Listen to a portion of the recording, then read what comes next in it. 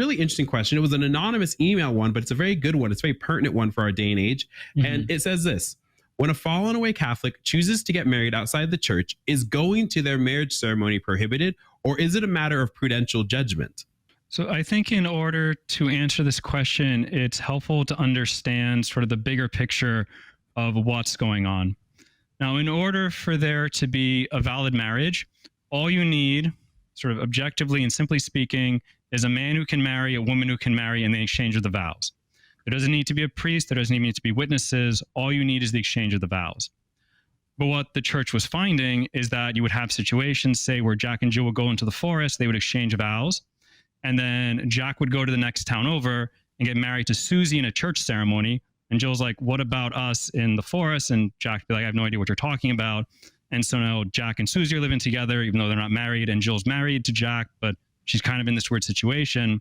So the church is like, okay, we have to do something because this is getting out of hand. And so the church invoked the power of the keys.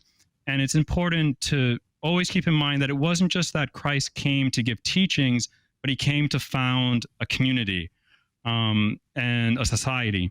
And as Father Romanowski pointed out yesterday, part of the authority given to the apostles and then to their successors, the bishops, is power of the keys, the power to bind and loose. Whatever you bound on earth will be bound in heaven, loose in earth, loose in heaven.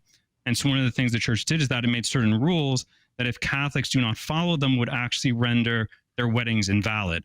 And this was just so we know who's married to who, and we can kind of keep everything above board, which is the reason why these laws were put in place.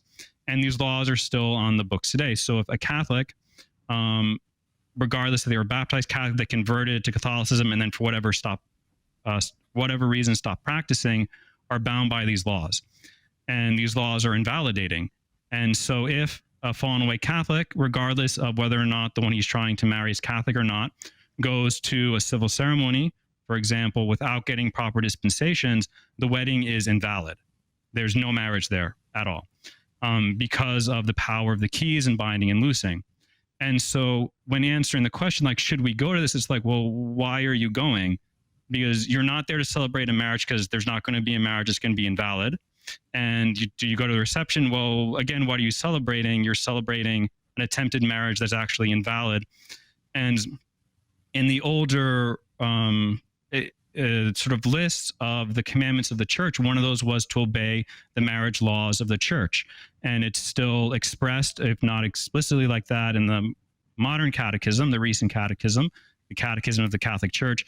It is still forcefully said in the catechism that these laws are to be followed, usually under the obligation of mortal sin, if all the conditions are met, as I believe Father Romanowski went over.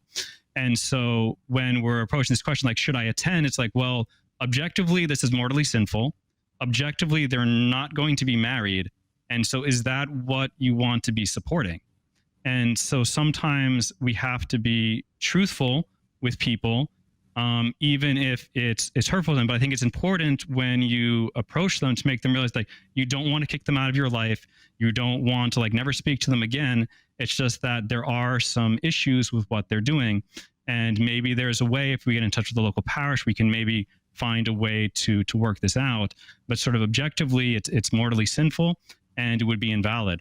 And I think those need to be our sort of guiding principles on how we would approach anyone in any sort of situation. If they're doing something mortally sinful, the same principles would apply.